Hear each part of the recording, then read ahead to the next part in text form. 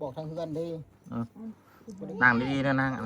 เอานั่งลงพื้นเลย คนนั้นมาเอิญบานนึงมาเดียวเขา ถ่ายคลิป มาจบไปตื่นด้วยมาคนจากเบิ่งก็ให้คนเต็มคนเดินจะเอา สบายดีพี่น้องมื้อนี้ก็ให้ ขอบคุณลูกแปดมาเบิ่งน้ำแม่หมอ ถามเพิ่นแล้วเพิ่นสิเบิ่งหยัง โอ้ยสิเป็นอะไรต่อไปนี่ เรื่องหาเงินนะครับเป็นอะไรต่อไป ต่อไปนี่สิเป็นแนวใดนี่ชีวิตขนาดสิเป็นแนวใดนี่นับตั้งแต่มื้อนี่เป็นต้นไปนี่ โยกคืนอธิษฐาน สิเป็นแนวใดก็ขอให้ออกทางนี้ก็กล้องเด้อแม่หมอ ค่ากล้องค่ะ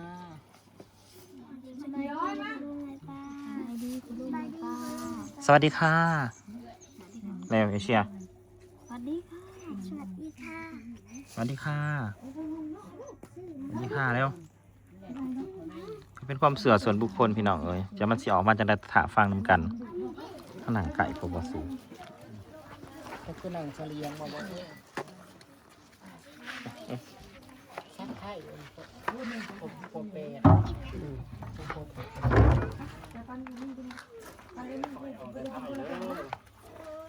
มาเล่นไผ่เก่งมาลูกแปดนี่วะ คณะเฉพาะแม่มอบพอลูกแปรนะ เล่นเป็นอยุ อันนี้อธิษฐานอธิษฐานเรื่องยังทานมาจากไหน ถอยมาดูไป ตัดบ้าง สิเป็นนาดายต่อไปนี่ถามตัวนี้ละก่อน ที่เป็นใดๆนะชีวิตครอบครัวนะนะ มันสิถูกคือจากสี่อีบอนี่ ได้ใจให้ตัดตัดเดียว ถามว่ามันสิเป็นนาดายมันสิถูกลงกว่าเก่าบอ สิพ้นผู้ไปถามมาจากเสียนะ ที่ถูกลงกว่าข้าวโบนั่นแหละกล้องมา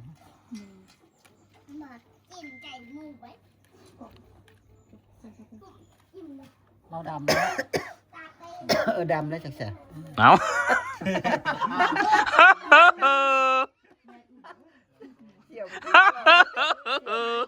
โอ้ยมวนเด้ เสียเป็นผู้ทำเป็นผู้แก่กระดำแล้วจาก เสี่ยวเป็นคนถามเสี่ยวตอบ อันกุหลาบ เป็นลาม เป็นหลับเป็นเตียงเฮ้ย เป็นเปียก มาฟังนำกันเด้อทั้งที่หูทั้งที่อันนี้พี่น้องทั้งที่เจ้หูเรื่องราวของเขาอยู่แล้ว แต่สิมาเว่าตามไพ่ที่มันออกมา ตามไพ่ออก ต่อไปที่ถูกหรือที่โจรที่ท่านจ๊ะ แมน ที่มีคือใด สีดีกัน แล้วก็ที่คอยปั๊บคืน โอ้ยอันนี้มันก็คัดหูอยู่จนเหม็นเด้คันยังตอนนี้บ่ ตอนนี้กำลังอันนี้เขาก่อนว่าตามไพ่เนาะว่าตามไพ่ตอนนี้ก็มีผู้ใหญ่เป็นบุญล่างมาไล่มาอยู่1 2 3 4 5 6 7 1 2 3ถ้าถามมาต่อไปที่เป็นอะไร ตอนหนาไปให้ ต่อไปที่เขาก็จีพอมีพอกินได้บ่อยๆเขาจะตั้งรักได้1 2 3 4 5 6 7 1 2 3 4 5 6 7ก็ทีมีขึ้นไปเรื่อยๆทีนี้เอาตามไพ่ตามไพ่ หนึ่งมามีผู้ซอยผู้ซอยมาตามท่าแล้ว1 2 3 4 5 6 7 กับผู้ซอยแล้วขอยสิซอยเลี้ยงลูกเขาอยู่นี่นะ นี่แหละ ขอยสิเอาลูกเขามาเลี้ยงอยู่นี่ โตเขาจะเบา อ๋อ เบาคืนมีผู้ซอยสิเบาคืนแต่เขาก็ครอบครัวก็สิดีคืน1 2 3 4 5 6คืนดีคืนพ่อแม่ก็เลยสิสบายคืนสบายคืน เอเชียหนังดีๆลูกเอาเอเชียลูกหนังดีปีออกนะ น้อยนางนี้ดิ ก็ไปที่สบายคืนเด้อครอบครัว1 2 3 4 5 6คืนแม่ก็พ่อก็สิยิ้มออกก็สิสบายคืนกว่าเก่า1 2 3 4 5 6 7 บ่แม่นตอนนี้ได้สูต่อไป ต่อไป ต่อไปเหมือนข้างหนา ต่อไป1 ลูกเจ้าใหญ่อยู่แล้ว เพราะว่ามี ได้แดน เพราะว่ามีผู้ใหญ่ เดี๋ จะ ยว บุ นี้ ญ ไป อยู่ หมดจ้ะ แม่นเนาะ มีผู้ใหญ่จะบุญอยู่ข้างล่างทุกเจ้าเด้อนี่ดิผู้ใหญ่จะบุญทางล่างทุกเจ้านี่ช่วยคอยซอยอยู่1 2 3 4 5 6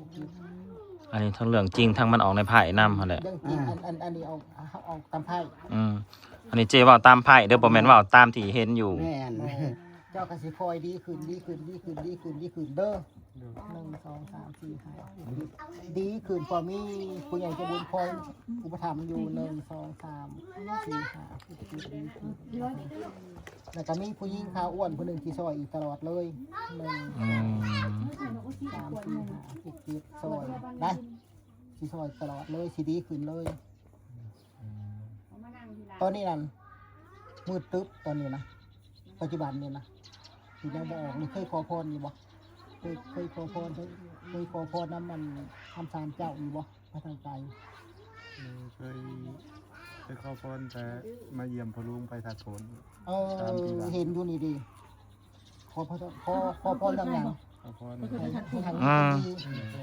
1 2 3 4 5 6 7 1 2 3 4 5 ว่าให้ช่วยขอพรมาให้มีคนช่วยคนสู้เนาะ ดู 1 2 3 4 5 6 7อ๋อถ้ามีเวลาเจ้าก็แก้เพิ่นกินเด้อคำบ่ได้ไปก็ได้แต่งขันหาลุงในดินในหญ้าแล้วว่าอันขน้อยสมหลักสมพลแล้วเด้อสิเด้อเอาน้ำสุกน้ำหวานลุงในดินในหญ้าให้เพิ่นกิน อยู่เพื่อนเจะคลอง อยู่ใช้ก็ได้อยู่เพื่อนน้ำเพื่อนเจ้าก็ได้ ไปเห็ดอยู่เพื่อนผู้ใดอย่าไปเห็ดแถวนี้ได้ แล้วเจ้าก็สิมีผู้ใหญ่จะบอกมาไล่แบบนี้ไล่มาเด้อถ้าว่าเก็บพุทธบรรพูแล้วสิหลังมาไล่มาบ่อันนี้สิดีขึ้นเด้อบ่บ่อย อืม ดีขึ้นไหม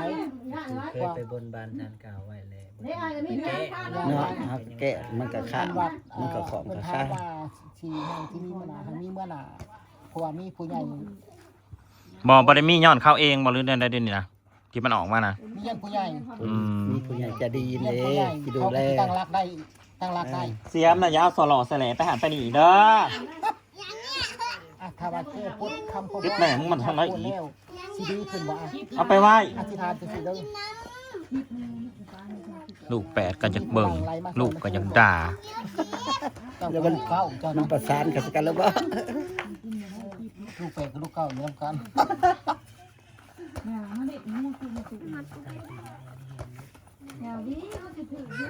ไปทำไรก็ไป ครับ ครับอืม ยังนี่ ปรารถนาตัวนี้ เบิ่งยังนี่ ปรารถนาว่าแก้ไปว่าบ้านตัวบ้านไปแก้ไปปลดยา 3 ปี 3 ปีแล้ว อย่านานบ่ จะ ยาม หึ บ่ ง เจ็บ อืม ใจอยากงุนงิดเนาะใจเนาะใจอยากงุนงิดอยากหายเนาะ มันเป็นยังจังอยากหายเนาะ เพราะว่าเขาเราโคลายแล้วมันบเก้บุพุดแล้วเขาอยากงุนงิดขนาดแล้วมันก็เลยย่อลงขนาดเดี๋ยวเขาขั้นชุนพักขนาดขั้นลายเขากระมูลลาย เข้าพรไว้ต้องไปแก้ไปกดบ่ เจ้า ปลดบ้านเจ้านั่นก็ได้ มันแก้อยู่เพื่อนเขาอะไรเขาบ่ได้ พระโจภาวะลงหยาดน้ำนี่แหละไปแก้ไปปลดไปบ้านนะครับขอ เจ้า พ พ่อ ร มาให้มีผู้ใหญ่ช่วยสู้เนาะ มึงอย่ามั่งเลยโอ้ยเอาเกือบไม่คุณอาซาสุสวีใส่มานี่ดวงก็สิเบิ่งลูกก็อยากด่า ลูกเก้า ไม่มีบ้านมาพาเลย มึงไปอยู่บ่อนอื่นแน่มาทางไหนอีกเขาไผ่นะฮะ โทรศัพท์ มันเมื่อแล้ว ถ้าแก้พุทธที่มีผู้ใหญ่ช่วยอีกเด้อ น้อยยังสมมาว่าสู้จ่ายไปแล้วมาเอาไปฮะ ถ้าแก้พุทธที่มีผู้หญิงคนขาวแดงช่วยสู้ตลอดไปเลยผู้หญิงขาวแดงที่ช่วยตลอด นี่แหละเนาะเอาเนี่ยครับผมเห็น ใครเด่นเนาะเอื่อยนะขาวแดงบ่ห้องบ่ใช่เลยแหละห้องบ่มาไปไหว้นี่ บางทีก็อุกใจเลยบอก จินจูมาอ่านไข่มดแดงลูกนี่ อุกใจงูนิดเนาะ ไข่มดแดงมาให้ป้าลูก สาว เพราะว่ามันพอสืบกระดอกแล้วมึงเป็นแหน่นจิสไตล์ หมดไอ้ครบเลย น้องแม่ เด็ดเอาไว้ แม่หมอนะคิวเด้อสิบอกถ่วงไผไหวนะบ่เคยพลาด ถ้าว่าแก้พุทธคำโคพรทับพุทธแล้วที่มีผู้ช่วยเต็มสติกมาบ่อย อืม เต็มสติกเลย อืม เพราะว่าพวกมันจะคัดจะหน่อยแล้วก็จะเอฟจิบออกชุบบัวขาวหนุ่มยองหนุ่มในหัวใจอยู่ในชั่วโมงเลยนะ พาสู้กูสิพาสู้ไปแก่เตรียมโต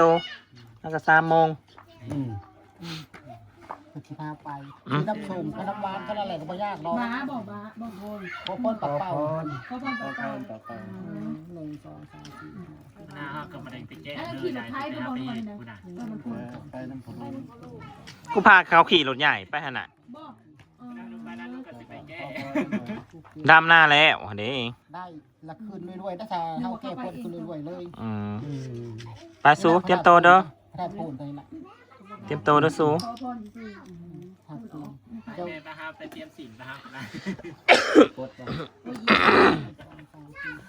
ติดได้เด้อบัดนี้ถามยังอีกบัดนี้ฮู้แล้วว่าสิขึ้นสิเกิดได้บัดนี้น่ะเพราะว่ามีผู้ใหญ่คอยทางหลังอยู่ เบิ่งเพิ่งลูกเพิ่งเต้าบ่สิได้เพิ่ม บอถามว่ามันสิไปทำงานอยู่บ่นี้มื้อนี้หลังจากมื้อจากนี้แล้วมันสิได้ไปทำงานบ่นี้ เพิ่นพ่อคนนี้ เออ ให้พ่อนี่สาธุเก่าเฮ้ย สร้างและอธิษฐานว่า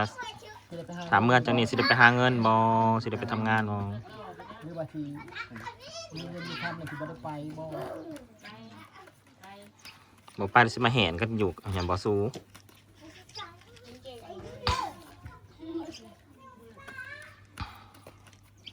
ที่นี่ผู้หญิงขาวแดงสีซอย อืม ผู้ปวดจังหน่อย ผู้ใหญ่ใจดีบ่ ผู้ใหญ่ใจดี กำลังเบิ่งคลิปผู้ใหญ่ใจดีเอ้ยซอยครอบครัวลูกแป้งก็ซอยข่อยนำหน่อยเด้อ เพราะเบิ่งที่ผิวเจ้าของบ่แม่นบ่หัวขาวแดงคือสิซอยนะ ข่อยบัดขาวเหลืองโอ้คือสิบ่ใส่ดอก หน้าดำหน้าดำมันดำเด็กที่จะไปบ่ทำการทำงานทางนั้นนะ แม่นมันสิได้ไปบ่นี่ จะที่เราอยากไปแน่มันอยากไปแน่เป็นบ่ผ่านมา อืม เราสิอุกเราบุญ เอาไปเก็บลูกสุนันท์นี่ เก้า แล้วจะมาหูเรื่องหูเล่าวอีสาง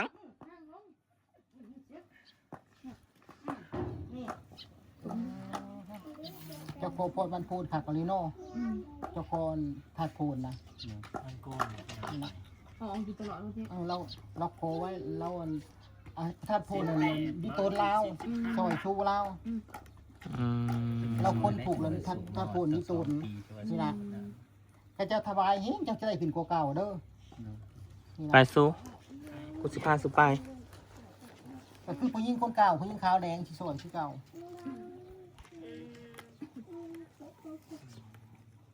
ที่ซอยอุ้มทำคำสู้คือเก่าเด้อผู้หญิงคนนี้นะ ก่อนสิซอย อุปถัมภ์คาซอยคาน้ำมันนี่นี่สิไปส่งเขาใหายดอก ขั้นแรกนะบ่ อืม ให้อันเอาของไปส่งมาเทือนกันก่อนติ อืม ของเตรียมบทไทยบอก ล้นก็บ่มีบ่นั่งดอก บอกว่าน้ำมัน ข้าวสารกับ3 สอบ 4 สอบ แต่คนมากกันยังเต็มหรือไทยเลย ยังซีมาอีกข้าวสารน่ะ บ้านในตีโหลดจะกินจะขี้หอดหรือบ่หอดเนาะมันเพื่อขี้หอด อืม เกิดพูดทำโปรโพมาทัดโคนที่คุณที่สิได้ไปบ่หาเงิน แม่มอลงสาวสู้ นี่ดิ สิไปทำงานบ่นี่ทำเมื่อจากนี้นะ เก้ก่อนจะไปเด้อ1 2ถ้าไป2แต่ไปแล้วก็มาคือเก่า1 2 3 4 5 6 7 จะไปทำงานบ่ถ้าเกิดพูดได้เอาภาษีซะ1 2 3 4 5 6 7ที่หาเงินบ่สุดท้ายน่ะคือนอนครอบครัวเนาะไม่อยากไปคือพ่อลูกนอนเต้า บ่ได้คือจากนอนนำกันบ่ อันนั้นแล้วเปอันนั้นแล้วเปเท่านี้ จะเป็นซาดเนาะสู ว่าคือเราดูคือเราเต้ากันยังสิไปบอกก่อนบอกกันนึง กระเทิบมาย่อแบนไป โดน แม่หมอ ตัดกันตัวนั้นแล้ว คือหอดจากนอนนำกันตีแม่หมอมันออกเท่านั้นบ่ นอนครอบครัวนั่นแหละเปไปทั้งท่านเลย ก็ที่ว่าตัวนั้นก็คือหลอนพ่นบ่อย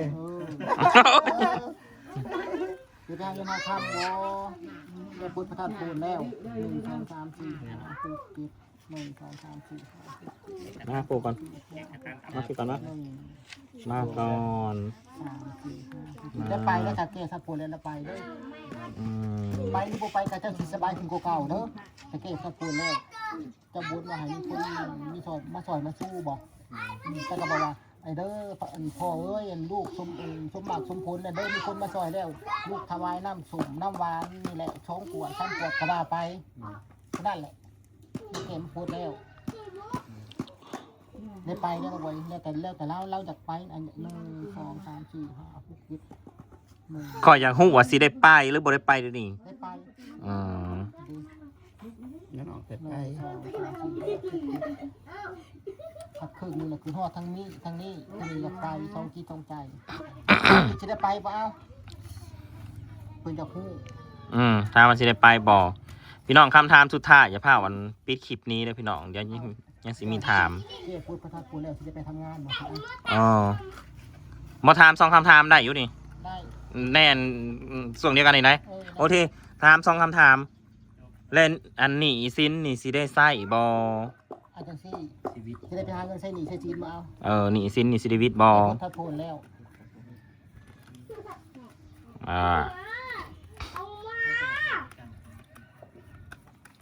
นี่สินนี่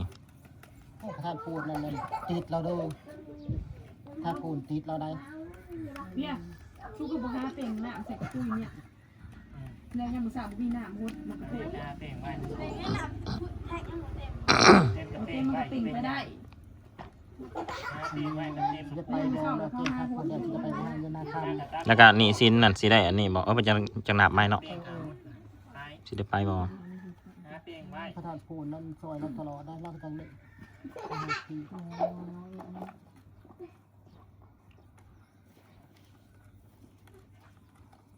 จริงๆเราบริดำเป็นบริจาคนั้นธรรมดาบ่ค่อยดำเนาะคุณข่าวเรือ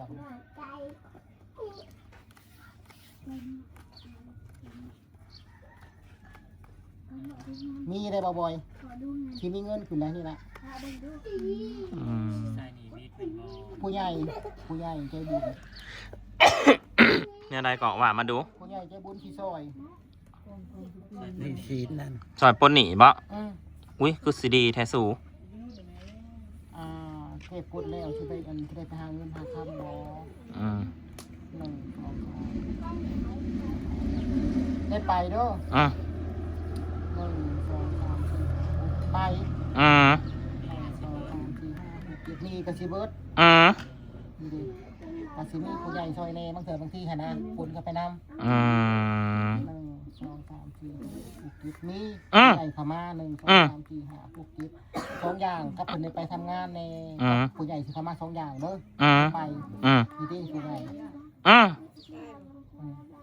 อืม อันนี้เป็นสิซอยครอบครัวเฮาขึ้นดีขึ้นกว่าเก่าเด้อ อืม ดีขึ้นกว่าเก่า อืม ได้บ่บ่อย สูเบิ่งดวงแล้วว่าเขาสิซอยบ่แม่นว่าสิไปนั่งเซยอยู่บนทำมาหาแดกจังได๋ เฮาก็หาน้ำ ต้องก็หาน้ อีกแกะเหมือนกัน ำต้องก็หาน้ มานั่งตักมาไหน ำมันนำไปไหนสอนพี่น้ำไหม มานั่งตักมาไหน เวลาจะถูกมาจะขึ้นจนเราจะได้นึกถึงถาดพูนบ่จุมพ่อนี่นะ เจ้าก็บอกว่าที่ขน้อยนึกถึงในจิตในใจนั้นถวายลุงในนี่เบิดเด้อสิเด้อในจิตอื่นในใจนั้น มันออกขนาดนั้นบ่เจ นี่ดิ เวลาถูกใจมันนึกถึงสมาร์ทโฟนเอาเลยนี่ มันบ่ โดย นี่เราหายนะครู ไปต่อไป เวลาถูกแล้วนึกถึงพระโพธิ์มันบ่แล้วมันจะซื้อหน้าไม่ต้องว่าขน้อยมันนึกถึงในใจแล้วนึกถึงในจิตในใจให้มาซอยน่ะก็รวบลงนี่เด้อสิเด้อใบคัดใบของชีวิตให้ว่าแล้วกันพี่น้อยถวายไม้เอิ้นไม้สิเด้อเงินจะถวายมื้อ แม่คุณจะแม่นสารดูสิได้จีถิ่ม บ่บัง บ้างเกาะกูนี่กูกำลังสิสู้น้ำหูน้ำตาเขาน่ะ ไปชูดเป็นลูกก้าอย่าไปชูดเป็นลูกเก้าเด้อเบ้เลนเป็น เวลาถูกเวลายากมันคิดนึกถึงพระธาตุโพนอย่างเดียวบ่ นี่ได้นี่ในซอยขน้อยแน่1 2 มันออกอะไรได้พี่น้อง แล้วเอิ้นว่าให้มีคนให้ แส มี ดง คนใจ กับบ บุ อ ญ ล มาซ เดียว อย ที่ นี่ เราเคยไปไหวนะคือประธานโทษจุดเดียว แน่ แม่นพอไปแล้วไปกับพวกนี้แล้ววะแล้วเอ้ย กูนี่แหละผ้าเขาลากไปกับมาถ่ายรูป ตอนเจ้าเอิ้นน่ะก็มีผู้มาซอยอยู่เนาะบาดนี้มาเลยดันเบิดกำหนดแล้ววันนี้เบิดสัญญากับพระธาตุโพนต้องไปถวายใหม่เด้อมันโดนแล้วเพิ่นก็1 2 3 4 5ผู้คิดเพิ่นว่าอันซอยอยู่คือไม่กินน้ำเนาะอยากกินน้ำส้มเด้อว่าทางซ่านไปกินขนมเด้อท่านน่ะนะ แม่หมอว่าจังซัน พ่อเพิ่นซอยเพิ่นอยากกินน้ำเด้ เพิ่นเคยกินนะ 3 4 5ผู้คิด ถ้าว่าเจ้าถวายบ่อยๆนี่เห็นจักทีมีผู้ใหญ่ใจบุญช่วยตลอดเลยนี่เพื่อละเอิ้นเอาในเฮือนน่ะเด้อ ผู้ใหญ่ใจบุญเอ้ยซอยข่อยน้ำเลยเด้อ เจอลูกเจอลูกแฝดแล้วบ่ ซอยเขาแน่ วันจันทร์เนาะ ซอยลูกซอยร้านนี่แหละซอยแม่เขานี่แหละนี่ กระเตงขันหาจังซี่แหละ ซอยลูกซอยร้านซอยแม่ข่อยน้ำแม่ข่อยก็บ่มีกิน แม่ก็บ่มีกินคือกันเด้อพ่อใหญ่ใจดี ซ้ำนี่เด้อพี่น้อง ไปขอพรก็บ่บ่อย กะ ก็รวบรวมถวายอยู่นี่เด้อให้กิน กะอึ้งไปหลายเติบเนาะพอเจถ่วงวันนี้น่ะนี่เวลาจะถูกใจนะจะเอิ้นหาแต่ประทายผลน้ำตาไหลพรากเลย ข้าเจ้านั้นให้เพิ่นกิน ประทานพระแม่นความจริงเนาะแม่ มันก็รับไปสิคือเท ผู้ ศ ใหญ่ บ่เรา ที่ร่างเขาทั้งนี้แหละทั้งนี้แหละผู้ใหญ่ก็เราร่างเขาทั้งนี้แหละ นั่งคกมกอยู่นี่แหละผู้ใหญ่สุหันซ้ำนี่เด้อพี่น้องขอบคุณหลายๆป้าลุงทุกคนที่ติดตาม ติดตาม พอกันใหม่คลิปหน้าพี่น้อง ทุกบอลทุกทีกับที่หน้า ที่ ที่ ไหน ไหนพ ด้ อ วย กัน คือ มา ไผ่เขาเจ้า